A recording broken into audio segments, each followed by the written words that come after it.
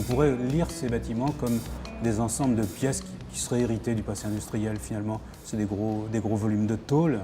Ils ont l'air frustres comme ça, vous voyez, ils sont pas très bien définis, ou ils sont cabossés comme pourrait l'être une coque de bateau. Donc il y a des analogies entre le passé industriel et la construction récente qu'on a mis dessus.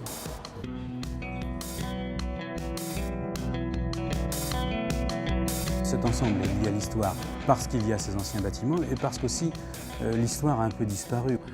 On a assisté depuis les années 80 à l'évanouissement du passé industriel naval de la ville de Nantes et plein de gens sont restés sur cette fin finalement. Il y a encore des gars qui voient passer des bateaux, si vous voulez, ici.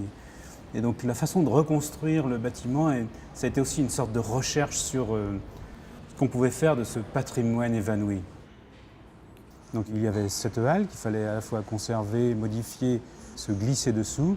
Et puis il y avait un autre vestige, le petit blocos à côté, qu'il fallait conserver ou adapter, transformer.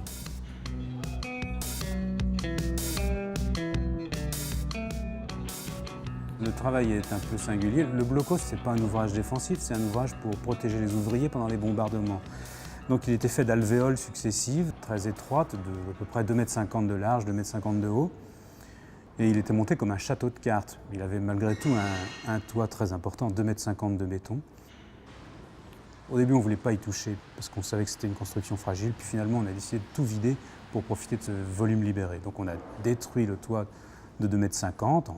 C'est quand même pas rien. Il a fallu le découper avec des scies monstrueuses. On a fait une rampe pour faire monter un énorme marteau-piqueur pour détruire le toit. Et puis on s'en est servi comme d'un volume vide. Et depuis l'intérieur, on a érigé la tour qui monte de 6 niveaux au-dessus.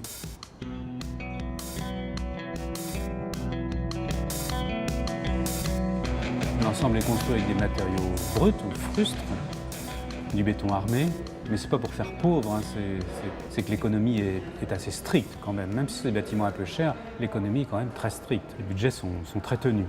Alors, il y a à la fois des matériaux pauvres, puis il y a des matériaux sophistiqués dans leur usage. C'est des villes qui sont quand même liées à l'emploi de l'acier ici. Et donc on développe la peau d'acier jusqu'à la dentelle, comme si n'importe quel industriel aurait voulu faire un hangar.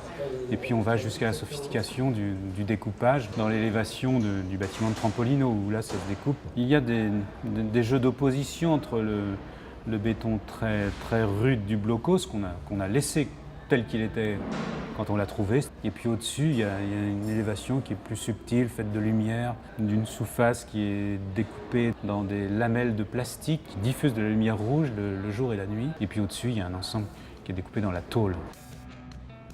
C'est assez chic. La lumière est très belle, puisque derrière le filtre de la façade, il y a beaucoup de jeux entre l'extérieur et l'intérieur, et les jeux de lumière et de reflets qui se passent sur le sol, sur le plafond, sur les murs. Les cloisons sont en verre. Là aussi, on est un peu comme dans un kaléidoscope. Et puis au-dessus, 4 niveaux de studio très simplement construits. La difficulté, c'est que les gens jouent ensemble sur le même plateau, donc il faut concevoir les espaces isolés les uns des autres, isolés très fortement.